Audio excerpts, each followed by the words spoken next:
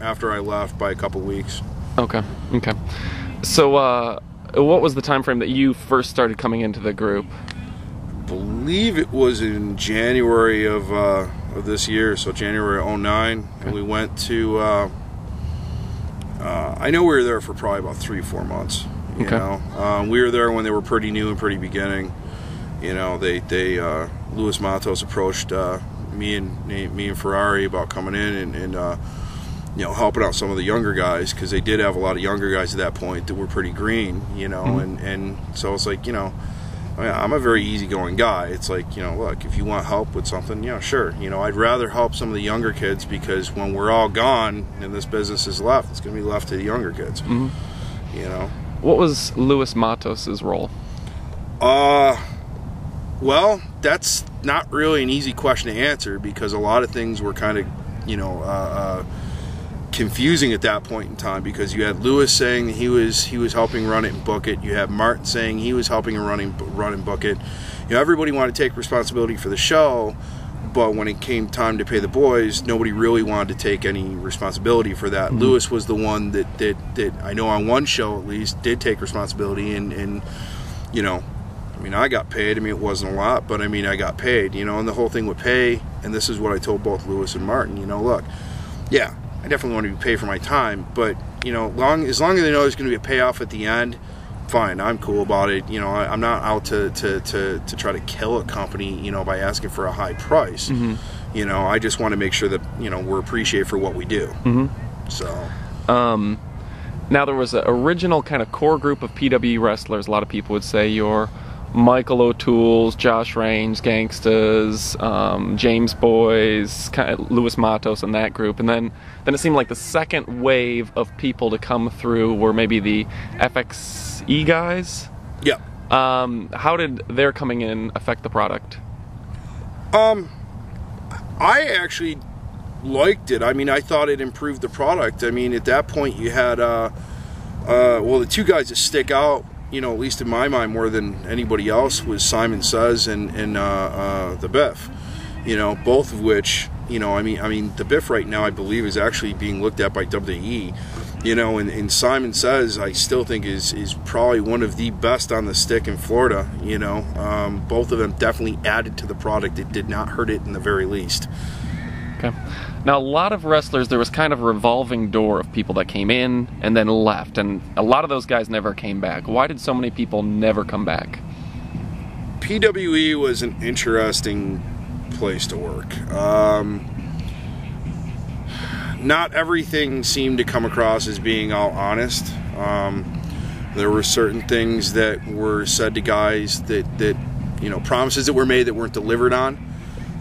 The ring might have had a lot to do with it. That ring, you know, it would be easier landing on that concrete than landing in you know, on that ring. So, you know, that may have had a lot to do with it. And you know, I mean, like I said, there was a match where, you know, I'm sitting there and I'm trying to put over, you know, one of their top faces, and then you got Martin coming in. He totally blew the spot that we were doing.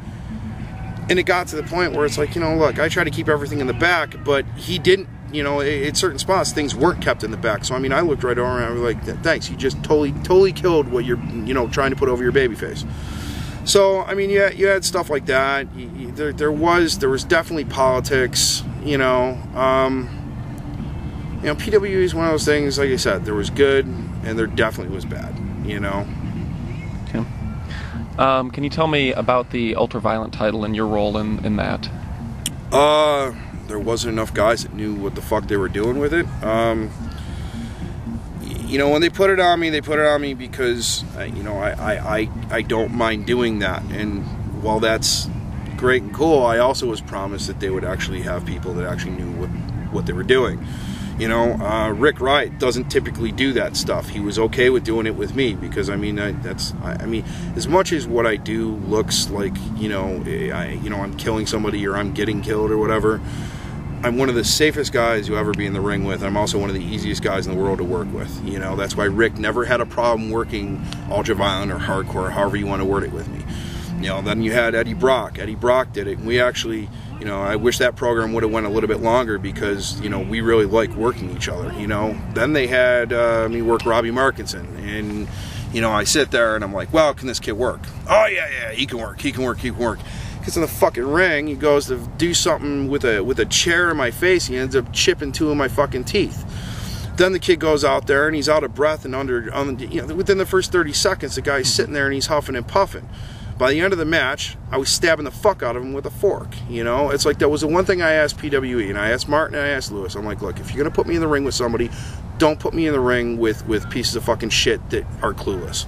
You know, and I'm not saying, look, Robbie might be a good kid, and I'm not trying to totally bury the kid because maybe other people have better experiences. My experience was horrible. And then I get told by one of them, and I'm not going to say who, oh, well, you know, we got some kids that used to do backyard wrestling when they're going to throw in the ring with you. Dude, don't fucking stick kids that aren't trained in the ring with me, because at that point, you're just asking for them to get fucking hurt. You know? Let me ask you to, like, because there's a lot of really good stuff you're covering, but every once in a while just pause a little bit that way, because, like, when you start talking about backyard, I want to go ahead and, like, splice in maybe Anthony Devlin came in and said, you know, I worked a lot of backyard guys, here's some guys that did well, but I also want to be able to splice in yours. You know, there are some bad things about working with backyard guys, so if you'll just pause a couple seconds between every once in a while, that way I can do good transitions. Okay.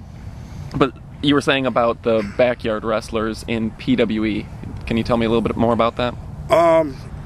Well, after the match with Robbie and me pretty much saying don't ever fucking do that to me again, that really wasn't an issue. So I mean, I mean, look, you know, you did have some kids that did backyard, and I was one of those guys that the way I was trained is, look, you know, I never did backyard wrestling. It was something I never did, you know. But, you know, of course, I knew people that did do it, you know, and I was always trained that if you did backyard wrestling, don't ever mention it. And I tried to convey to a lot of these kids, look, I don't care if you did it, just don't tell me about it. Because if you tell me about it, you know, a lot of, and you ask any veteran, and this goes for not just Florida, but anywhere, you know, you mentioned even the words backyard, and a lot of them flip their lid, you know, and that was kind of how I was trained by stuff like that. Okay. Tell me about, I'm going to ask Eddie Brock, and I'm going to ask the James boys about some of their hardcore matches. Can you tell me a little bit about Eddie Brock as a hardcore wrestler? He doesn't do it all that often, but you know, we only had, I believe it was 2 or 3 matches, but I mean, they were good. I mean, it wasn't, you know, I think that given a better environment to do it in, he probably would have shown a little bit better, or done a little bit better in it. It really wasn't, you know, there really wasn't many hardcore weapons or toys to use. You know, the ring was horrible. You know, at that point, as a matter of fact, I used to joke about it. Screw it, let's not do anything in the ring. Let's just do it all on the floor, because it was easier on our bodies. You know,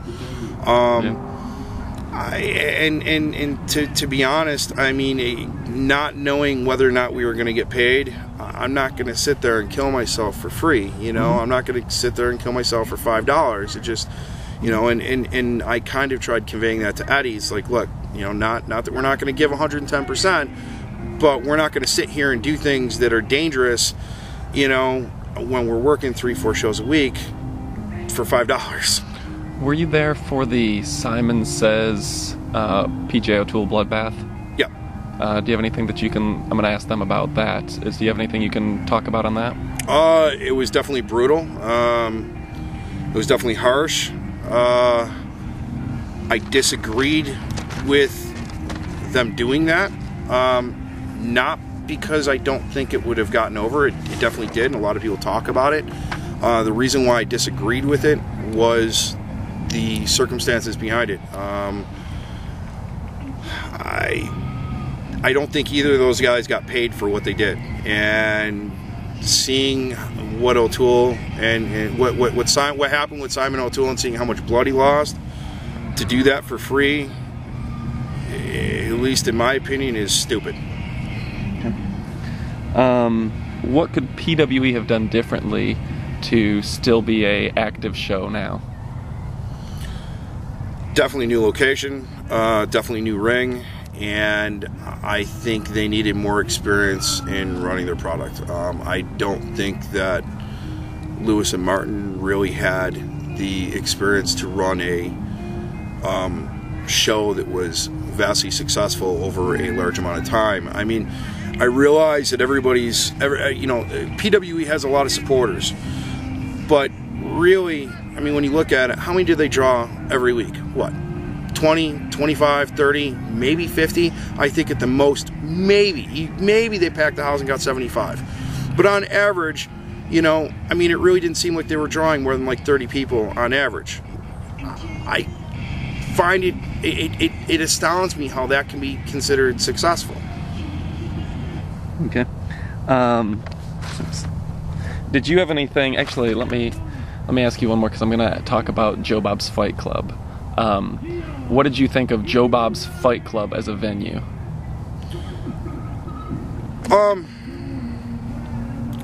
I didn't like it, but it was a show. You know, I mean, there was a very tiny locker room off to the side, and then guys got changed to the back outside. You know, outside. That definitely wasn't all that awesome. I mean, it was a very dingy, dirty atmosphere. Now, on one hand, maybe that led to why people liked it. You know, I mean, the ECW arena back up in Philly was at one point really dirty and dingy, and that's what made it appealing. You know, and that's one of the things that led to their cult following, and maybe that led to the cult following. You know, I kind of enjoy it if I have a clean dressing room, and you know, I don't like having to worry if I'm going to step down, if I'm going to be stepping on you know, like a cockroach or something in my bare feet, you know, because it's in the grass. So, is there anything else that you want to talk about, or that you think deserves some time in a video about the history of the product? You know, look, PWE did some good. It gave exposure to guys like the James Boys, like Josh Rain, like Eddie Brock, and it gave them a place where they did get recognition. I mean, Josh Rain especially, I think Josh Rain is one of the top guys to come out of there that finally started to get the recognition he deserves. I mean, that kid busts his ass every time he's in the ring. James Boys too, I can't speak highly enough for them. You know, the Gangsters, you know, especially Eddie Brock. I mean, those guys weren't at the time getting on a lot of shows, and that gave them a lot of exposure because people were coming out, and then people started talking about them. That's what you want. On the other side of the token, you also had a couple underage kids that were working there, which for some reason isn't as big of an issue in Florida as it is every place else. You know, but I mean, you had that. You also had some guys that were really bad, you know, and it was pretty much just like, well, you're friends of the book or whatever, so we're going to throw you in there. Okay.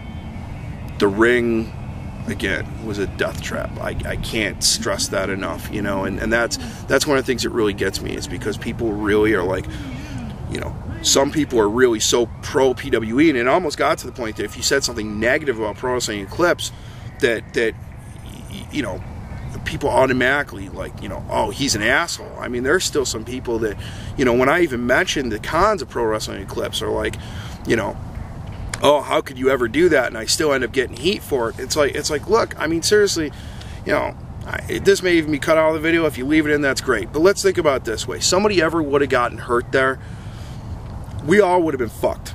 Because then somebody would have, especially if it was one of the underage kids, which I think there was only 2 of them, but if it would have been one of the underage kids, you don't think their parents would have fucking sued and contacted the athletic commission? Because y'all do got an athletic commission for boxing. You think it wouldn't have fucking made a difference for wrestling? Then we all would have been screwed. Because then you would have had a commission that would have regulated wrestling, and would have screwed everybody. And the thing is the fans didn't realize that. Didn't realize that in the long run, there was a very real possibility that we were slitting our own throats. And us not policing that and taking care of that as far as wrestlers in this business could very possibly have hurt us. Now, they went out of business before anything bad happened, and to be honest, that's a good thing. You know, I think in their hearts they had the right idea. I just think, though, that they went about it the wrong way. Fantastic. Thank you.